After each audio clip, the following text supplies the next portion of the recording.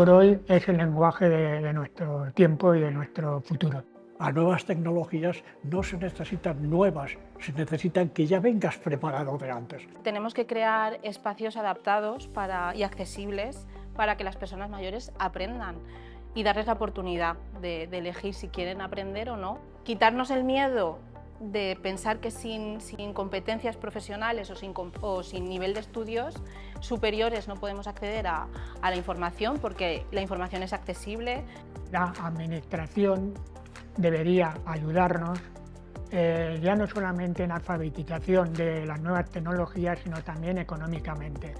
A las personas mayores, sobre todo en telefonía, nos han ninguneado un poco. Nos han metido una telefonía a embudo. Todo es nuevo para nosotros. Teclas muy pequeñas, signos que a lo mejor nunca los hemos gastado. Cada aplicación es un mundo. Que se haga inteligencia artificial contando con las personas, no sin contar con ellas. Porque la cuestión no está en que nosotros vayamos a la tecnología adecuada para nosotros. Lo esencial es que la tecnología vaya a la persona mayor, porque entonces si no, nos autodiscriminamos. ¿Y por qué yo no puedo hacer lo más moderno? ¿Por qué yo no puedo estar al día?